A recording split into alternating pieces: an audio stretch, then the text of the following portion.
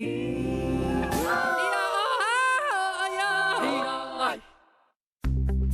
of thousands of signatures are delivered to Taiwan's election authorities, part of a mass recall campaign against opposition Kuomintang lawmakers.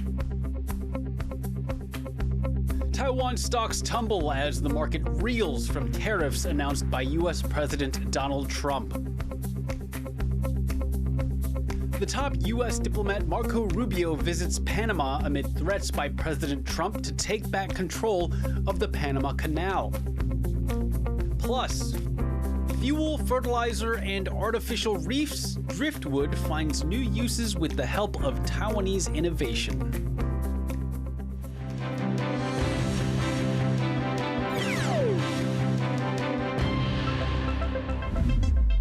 A warm welcome to Taiwan Plus News. I'm Liao. We begin here in Taiwan, where 20 petitions have been submitted to recall politicians from the opposition Kuomintang. As Rick Liao reports, it shows the deep political divisions between the ruling Democratic Progressive Party and its rivals in the legislature. Tens of thousands of signatures delivered to Taiwan's Central Election Commission, with hopes of bringing about big political change here. It's the first step in a bid to recall lawmakers from the main opposition party, the Kuomintang or the KMT. Petition organisers say the party's legislators are not fit for office, with some accusing KMT lawmakers of working with China to subvert Taiwan society. 但中共和蓝白立委都忘了，台湾政治的主体不是政党，而是握有选票的公民。台湾的公民现在站出来说，我们是国家的主人。蓝白立委，你们恶仆卖主，想把我们的国家搞垮。 There is a big political divide here in Taiwan over how to deal with China, which claims the self-ruled island nation as part of its territory. The ruling Democratic Progressive Party, led by President Lai Ching-te, wants to keep China at arm's length, while opposition parties prefer closer ties with Beijing. It's a difference that has descended into turmoil since elections last year, when the DPP won the presidency but lost control of the legislature. It's led to brawls between lawmakers and protests on the street as the opposition passed controversial reform bills and slashed the central government budget. To escape this deadlock and shift the balance of power in its favour, DPP caucus whip Ke Jianming called for a mass recall bid to oust KMT lawmakers. Petitions now delivered include removing the party's caucus whip and secretary general from their seats. 但是我们也希望呢，当家不到事。新年应该欣欣向荣，而不是一个欣欣向霸哦。 Partisan clashes show no sign of easing here in Taiwan, and the KMT has launched its own bid to oust DPP lawmakers. Recalling politicians, just the latest battle in the country's fraught political war. Hank Hsu and Rick Liao for TaiwanPlus. For more on what these recall campaigns mean for Taiwan and its politics, reporter Rick Liao spoke with political risk analyst Ross Feingold. What exactly is behind these recall campaigns? We have to keep in mind that there's an extraordinary amount of partisanship or, frankly, bad blood between the Democratic Progressive Party on one hand and the Chinese Nationalist Party, or KMT, and the Taiwan People's Party on the other hand. They simply do not get along. And it's really gone further than the normal opposition versus governing party type of disputes you would see in a democratic parliament. So there's an extraordinary dislike between the two sides. It emanates from some of the laws that the majority in the Legislative Yuan, which is a combination of the KMT and the TPP legislators, they have a majority and they pass the laws that they don't want, regardless of how the DPP legislators feel about it. And how do you see this playing out? How likely are these recall bids to succeed? Very, very difficult. There are a few examples of successful recalls in Taiwan at different levels of government, such as a mayor, such as a legislator. But there are also numerous examples of recall campaigns that failed. The hurdles are very high, starting with the signature petitions, and then getting enough people to turn out to vote on a random day that might be sometime in the spring, That's assuming the signature hurdles are satisfied. And it's just very hard to turn out enough people to fulfill the requirement for the minimum number of voters who have to pass the recall, who have to vote yes.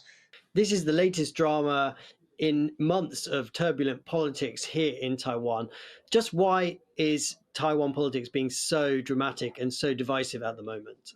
Well, before the election in January of 2024, I said that there would be chaos if the president comes from one party and the majority in the legislative yuan comes from a different party, or the current situation, parties, because the KMT and the TPP combined have a majority and they've been cooperating on most legislation. And that's what happened. We have a chaotic situation where the executive branch plus the presidency are from the DPP, and the KMT and the TPP form a majority in the legislative yuan. So in the legislative yuan, they could call in ministers, for example, for interpellation and grill them. And they can, more importantly, they could pass whatever laws they want because they form a majority. And they could also reject nominees to certain government bodies if they wish to do so. So we have this situation where we really have, I would say, close to a deadlock between the executive branch on the one hand and the legislative yuan on the other. That was political risk analyst Ross Feingold speaking to reporter Rick Loud about the mass lawmaker recall campaigns. A global trade war is looming as economies around the world promise retaliation against the U.S. president's trade tariffs. Donald Trump's plans are scheduled to take effect on Tuesday, leaving little time for negotiation between the U.S. and some of its biggest trading partners. Reese Ayers reports. México no quiere confrontación. Negotiate or retaliate.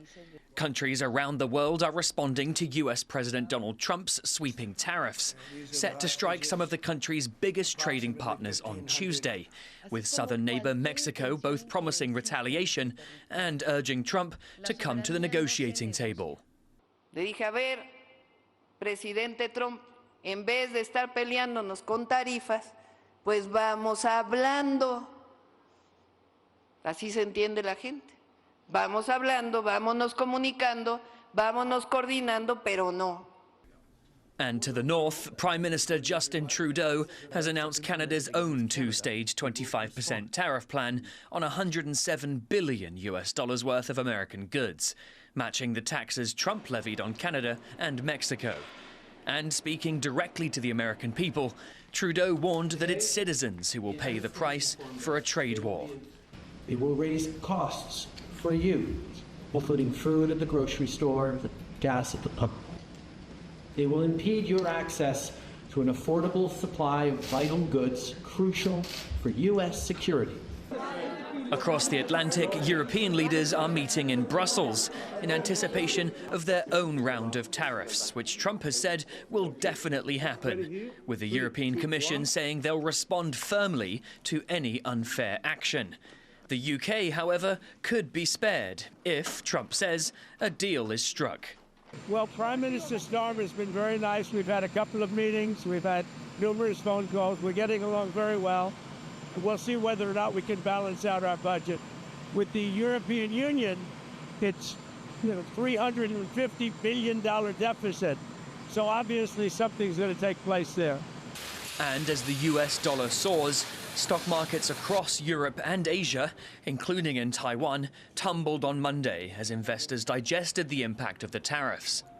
And while China says they plan to file a lawsuit with the World Trade Organization over Trump's 10% tariffs on their imports, a report from the Wall Street Journal says that Beijing has plans to propose restoring the unused Phase 1 trade agreement from 2020. A deal that required China to increase purchases of American products by $200 billion over a 2-year period. Taipei, meanwhile, has said it will offer support to Taiwanese businesses affected by Trump's tariffs to relocate to the United States. Taiwan's tech companies are particularly vulnerable, as many have factories in both Mexico and China. Amid foggy details and the threat of further tariffs, economists are warning that the global economy is facing a lot of uncertainty. We don't know exactly how Mexico and China will retaliate. We don't know whether there will be a quick negotiated solution and the tariffs are gone by the end of this week. And then perhaps most importantly, we don't know whether this is a limited action just focused on these countries, or whether this is the start of a broader trade war that Trump intends to engage in with the rest of the world and with the UK and Europe, for example. Despite admitting that US citizens will feel the financial pinch in the short term, Donald Trump remains firm on his America First policy, even if that means frustrating some of the US's closest political and economic allies, and risks plunging the world into a global trade war of unprecedented scale. James Lin, Rosie Greninger and Reese Ayres for TaiwanPlus. Investors here in Taiwan are among those feeling the pain as local stocks tumble on the news of Trump's announced tariffs. On the first day of trading after the Lunar New Year holiday, the main index dipped about 3.5%. Shares in chip-making giant TSMC fell even further by about 5.7%.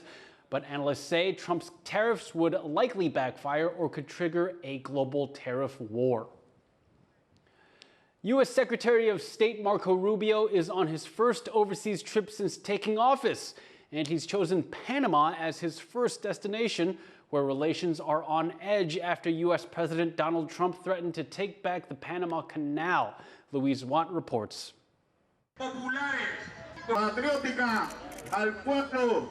A message to U.S. President Donald Trump. Panama is not for sale, and the country should be respected. These residents in the capital, Panama City, are protesting a visit by the U.S.'s top diplomat, Marco Rubio, amid threats by Trump to retake control of the Panama Canal.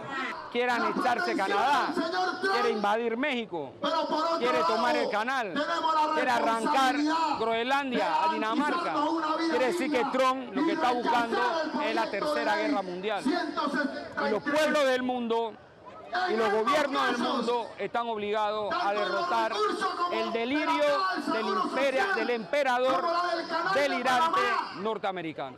Panama has rejected Trump's claims that it's charging the U.S. exorbitant fees to use the key global waterway. But Trump also says China has outsized sway there. China's running the Panama Canal. That was not given to China, that was given to Panama foolishly. But they violated the agreement, and we're going to take it back, or something very powerful is going to happen. Panama and Beijing deny that China is running the canal, which the U.S. built more than 100 years ago, and which Panama has fully operated since 1999. The 82-kilometer waterway links the Pacific and Atlantic Oceans, allowing ships to bypass the long and dangerous route around South America, saving them lots of time and money. It's central to the world economy. Around 5% of global maritime trade passes through the Panama Canal every year, and 40% of all U.S. container traffic travels through it, making it a key U.S. concern. But Trump and his new Secretary of State, Marco Rubio, are also concerned about expanding Chinese influence in Latin America. On his first trip abroad since taking office, Rubio told Panama's president that the country could face potential retaliation if it doesn't reduce China's role in the Panama Canal, something President José Raúl Mulino rejected. No cabe duda que el canal es operado por nuestro país y así seguirá siendo. Yo no creo que haya habido discrepancia en eso. But offering an olive branch to Washington, Molino did say Panama would not be renewing its agreement with China's flagship Belt and Road Infrastructure Initiative. Instead, it will seek to work with the U.S. on new infrastructure projects. That's a setback for China, which has been deepening its trade and investment links with Latin America. While Beijing does not operate the Panama Canal, Rubio's visit to it and Trump's focus on it suggests his administration will push back against China's presence in the region at large. Klein Wong and Louise Watt for TaiwanPlus. Pyongyang has promised to take action after U.S. Secretary of State Marco Rubio called North Korea a rogue state. North Korea's foreign ministry called Rubio's comments absurd and illogical and said that it will take tough counteraction as usual. The statement also condemned U.S. plans to build a missile defense system. It's Pyongyang's first public criticism of the new administration since Trump took office in January. Taiwanese actress Barbie Hsu has died at age 48. Hsu, also known as Big S, died from flu-related pneumonia while traveling in Japan over the Lunar New Year holiday, according to a statement from her sister. Hsu was best known for her role in Meteor Garden, a TV drama. Rescue teams are combing steep, snow-covered terrain for signs of a hiker who went missing a week ago in northern Taiwan. The hiker got separated from 4 fellow climbers while trying an ascent of Mount Dabajian in Hsinchu County. The search has been ongoing since January 27th, spreading from mountain trails to more remote areas where snow may have covered any earlier tracks. 下雪以后，我们在搜索的时候，最大的问题是雨雪交加，就是下雨，天气都变得非常的恶劣，而且我们必须要在那个建筑林里面去钻，要找寻的时候，全身几乎都会湿掉，会让所有搜救人员陷入到一个低体温的一个状态。 Helicopter crews have also been dispatched to aid in the search. Coming up after the break, Taiwan's ties with South Africa are being tested as Beijing puts pressure on Pretoria. Stay tuned.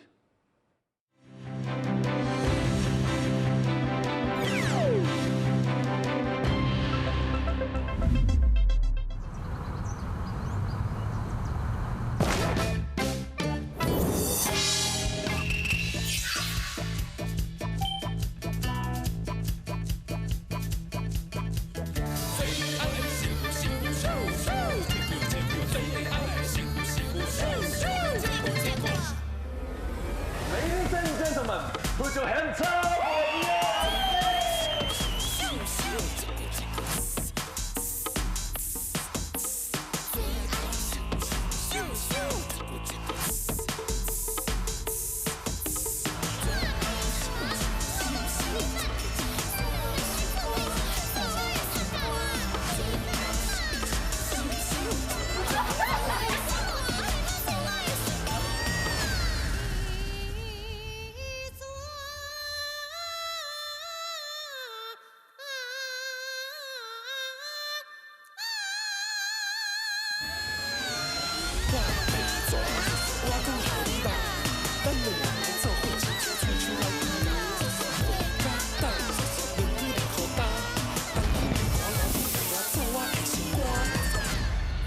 Bringing in the new year with Rattle and Charm, TaiwanPlus.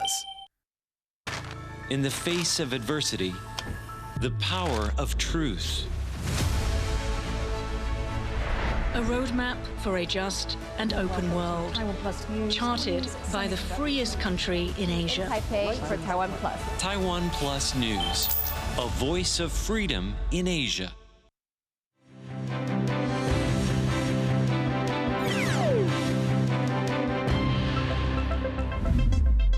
Welcome back. You're watching TaiwanPlus News. China is putting fresh pressure on South Africa to distance itself from Taiwan, slapping sanctions on the chairman of South Africa's second largest party for a recent visit. As John Van Triest reports, some in Taiwan see this not just as a test of South Africa ties, but also a test of the Trump administration's resolve. China says Ivan Meyer, chair of South Africa's Democratic Alliance Party, crossed a red line with a trip to Taiwan, and it's trying to make him pay a price. China claims Taiwan and objects to any official visits to Taiwan by foreign officials.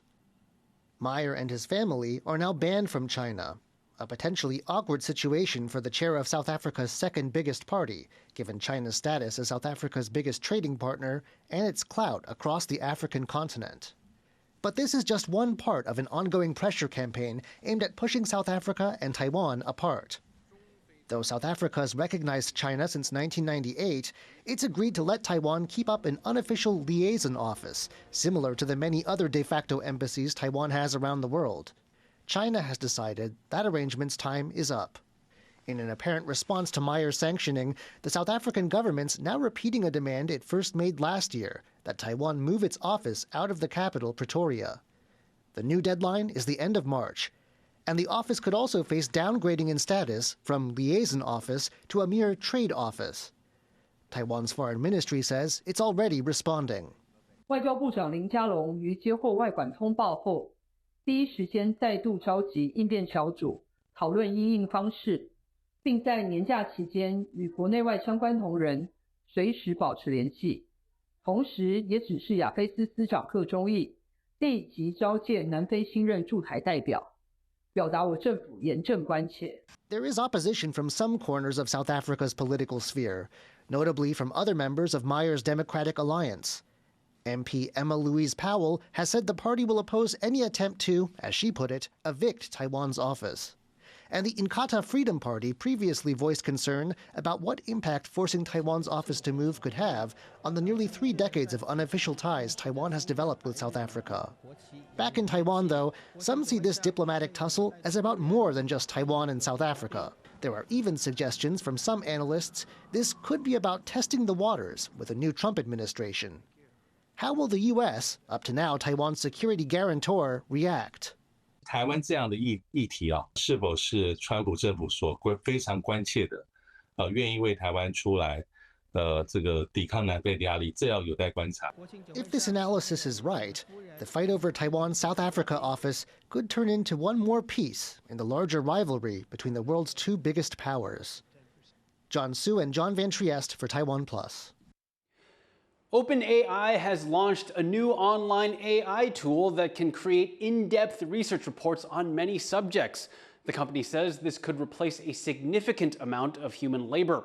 OpenAI CEO Sam Altman says the tool, called Deep Research, can, quote, do a single-digit percentage of all economically valuable tasks in the world in a launch video.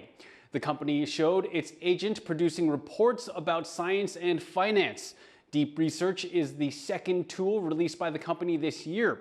OpenAI has been launching and opening access to many new features in recent weeks after the Chinese startup DeepSeek shocked the AI industry with its open-source chatbot. Taiwan's national baseball team has assembled once again, this time as it looks to earn its place at the biggest baseball competition in the world. I went to Taipei Dome to attend the roster announcement. It's out of the Lunar New Year holiday and onto the baseball field. Taiwan's national baseball team will be vying for a spot in the biggest international baseball competition, the World Baseball Classic, at a qualifying tournament later this month. Team Taiwan announced its roster and the players began training together on Monday. Coming hot off of a win at the Premier 12 tournament, Taiwan is looking to recapture some of that baseball magic. While many of the players this time around who will be playing in the qualifying tournament are new, Chen Jiexian, who was pivotal in Taiwan's Premier 12 victory, will return. 我觉得穿上这件衣服啦，就我觉得是一件蛮骄傲的事情。然后自己很幸运能够在短时间，然后第2次参加了，就是近2、3个月吧，然后又穿下了台湾队的球衣，然后很开心，也希望这次能够跟年轻的选手们，然后擦出不一样的火花。Taiwan will host a leg of the World Baseball Classic qualifiers right here at the Taipei Dome. Teams from Spain, Nicaragua, and South Africa will converge on Taiwan to compete for 2 open spots at next year's World Baseball Classic. With less than a month left, these qualifiers are Team Taiwan's first step to once again claiming baseball glory. Patrick Sun and Leslie Liao in Taipei for TaiwanPlus. Driftwood has become a problem on Taiwan's east coast. Typhoons and earthquakes have caused large pileups of wood along the shore, but local researchers have found some innovative ways to turn the wood into useful products. Chris Gordon reports. In Hualien County on Taiwan's east coast, mountains of driftwood have been piling up along the shore. It's the result of a string of earthquakes and typhoons that have hit the region over the last year. The local government has encouraged the public to collect larger pieces of wood for use in furniture or art. But these smaller pieces, which normally could be turned into charcoal, present a special challenge. 那这些漂流木因为已经经过海水了，如果再直接把它拿去做去化，也就碳化的过程当中，里面含盐分，那可能对于我们的这个文化的设施跟设备造成一些损坏。But Taiwan's Industrial Technology Research Institute and Hualien's Donghua University have teamed up to tackle the timber turmoil. The driftwood is crushed and put into a gasifier, where it can generate a flammable biofuel. The remaining charcoal material, known as biochar, can then be used as an ingredient in planting soil. 这些漂流物本身的这些矿物成分，镁、钾、磷、铁都又恢复到它原本的矿物形态。那它跟里面残存的这些生物碳结合起来，正好让土壤的综合起了一个很大的作用。Beyond the farm, the driftwood biochar can also be used on the shore. A combination of concrete and biochar can be 3D printed into artificial reefs. 不过目前我们初步来看，它的成长是比一般的鱼胶是好一些，以成长率来讲，因为它里面含有碳，碳也是一种那个生物所必需的一些元素，所以可能是因为这个关系，目前可能是关系呢，它会长得稍微好一些。Researchers have begun installing the biochar reefs off the shore of Hualien County. With the clever use of biochar on both land and sea, scientists in Taiwan are using innovation to turn the byproduct of natural disasters into fuel for natural solutions. Chris Ma and Chris Gorin for TaiwanPlus. And thank you for watching TaiwanPlus News. You can visit the TaiwanPlus website or follow our social media for more stories from Taiwan and around the world. Finally, take a look at some highlights from the Grammy red carpet earlier today. I'm Liao. Take care and see you next time.